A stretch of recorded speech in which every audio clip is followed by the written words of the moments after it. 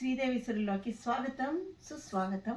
ఒక చక్కటి పాటతో ఈరోజు మన తొలి ఏకాదశి విశిష్టత తెలుసుకుందాం. మనం ఇప్పుడు అంతయు నీవే హరి పుండరీకాక్ష, అంతయు నీవే హరి పుండరీకాక్ష, చెత్తనాకు నీవే శ్రీ రఘురామ, అంతయు నీవే హరి పుండరీకాక్ష.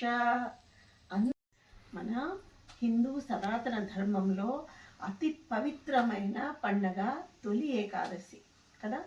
అంటే మన భారతీయ సంప్రదాయంలో ఎన్ని పండగలు ఉన్నాయో ఈ తొలి ఏకాదశితోనే ప్రారంభం అవుతాయి. తొలి ఏకాదశి అని మనం ఎందుకు అనుకుంటున్నామంటే, ఈరోజు విష్ణుమూర్తి శయన నిద్రలోకి వెళ్ళిపోతారు, అంటే శయనంలోకి వెళ్ళిపోతారు. అంటే ఈ 4 నెలల కాలం చాలామంది గురువులు చెప్తారు కదా, చాతుర్మాస్య వ్రతంలో ఉన్నామని చెప్పేసి. అంటే ఇప్పటి నుండి ఉత్థాన ఏకాదశి అని 4 నెలల కాలం ఉంటుంది. ఈ 4 నెలల కాలంలో ఆ స్వామివారు శయన అంటే భక్తులందరికీ ఆశీర్వచనాలు ఇచ్చి తను విశ్రాంతి సమయంలోకి వెళ్ళిపోతారన్నమాట. కాబట్టి ఇదే శయన ఏకాదశి, తొలి ఏకాదశి అని కూడా అంటారు. మరి ఏకాదశి అంటే ఏంటి అని అంటే, ఒకప్పుడు ఏకాదశి అంటే మురాసురుడు అనే ఒక రాక్షసుడు లోకకంటకుడిగా ఉన్న సమయంలో విష్ణుమూర్తి వాడిని సంహరించడానికి చాలా సంవత్సరాలు యుద్ధం చేశారు ఆయన. కానీ చేసి చేసి చేసి అలసిపోతున్నారు, వాడి సంహారం జరగడం లేదు. అట్లా అలసిపోయి విశ్రాంతి తీసుకున్నారు ఆయన.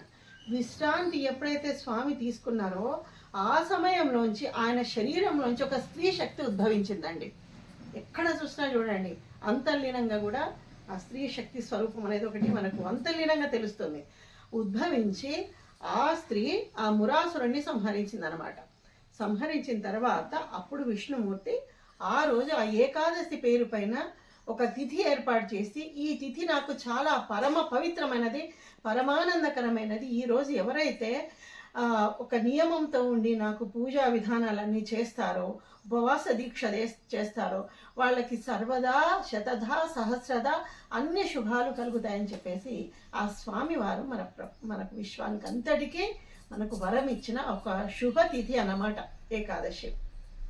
మరి ఏకాదశి రోజు ఏం చేయాలి మనము అంటే, ఉపవాసం అంటే వీలైన వాళ్ళు చేయొచ్చు, వీలు కాని వాళ్ళు కనీసం పళ్ళు పలహారాలు అల్పాహారం తినొచ్చు. అంతేకాని ఉపవాసం అన్న పేరుతో పిచ్చి ముచ్చట్లకని పిచ్చి కథలకని ప్రతి వీడియోలో అదే చెప్తున్నాను. ఇదంతా కాకుండా భగవంతుడిమైన ధ్యాస. ఉపవాసం అంటే భగవంతుడికి సమీపంగా ఉండడం. ఒకవేళ ఆరోగ్యం బాగాలేని వాళ్ళు లైట్గా ఏదైనా తీసేసుకోవచ్చు. తప్పకుండా ఆ రోజు ఇంకా చేయాల్సిన విధి ఏంటంటే, నిజంగా ఏకాదశి ఉపవాస నియమం చెప్తున్నాను. దశమి రోజు రాత్రి అల్పాహారం చేయాలి, ఏదైనా లైట్గా టిఫిన్ చేయాలి. ఆ తర్వాత ఏకాదశి రోజు వీలు కుదిరిన వాళ్ళు, ఆరోగ్యంగా ఉన్న వాళ్ళు ఆ రోజు పాలు పళ్ళు వీటితోనే భుజించి ఆ స్వామివారి నామస్మరణ చేసుకుంటూ ఉండాలి. విష్ణు సహస్రనామ పారాయణం, అలా శివ పారాయణం కూడా చేయొచ్చు. చెప్పాను కదా, హరిహరులకు భేదం లేదు, చేయొచ్చు. ఆ చేసిన తర్వాత తెల్లవారి ద్వాదశి రోజు చాలా తొందరగా ద్వాదశి పారాయణం చేసి పూజ చేసుకొని భోజనం చేయాలి. వీలైతే ఆ రోజు తప్పకుండా ఎవరినన్నా ఒకరిని భోజనానికి పిలిచి భోజనం పెట్టాలి. ఇది మాకు వీలు కాదు అన్న వాళ్ళు ఏ వృద్ధాశ్రమానికి వెళ్ళి వాళ్ళ కింద భోజనం పెట్టాలి. ఇదంతా ఏమి లేదంటే, మీకు దగ్గరగా సమీపంలో ఏదన్నా ఆలయం ఉంటే అక్కడికి వెళ్ళి ఆ అర్చకునికి స్వయం పాకం కింద సాహిత్యం ఇవ్వాలి. ఇది దీనికి ఉన్న నియమం అన్నమాట. ఇది పాటించిన వాళ్ళకి అంటే భగవంతుడు ఎప్పుడు పక్షపాత రహితుడండి. నాకు పూజ చేస్తేనే నీకు అన్ని చేస్తాను కాదు.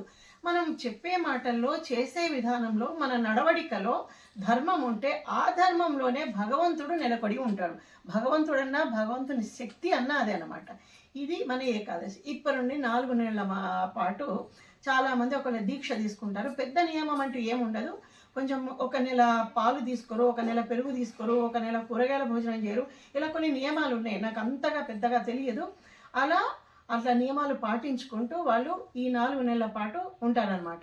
సో ఎవరైతే దేవతలు విశ్రాంతి తీసుకునే సమయం కాబట్టి ఈ సమయంలో, అంటే మనం అనుకుంటే వర్షాకాలం చలికాలం నిద్రా సమయం పెరుగుతుంది, మానవులకు కూడా రాత్రి ఎక్కువసేపు ఉంటుంది అని అనుకుంటాం కదా.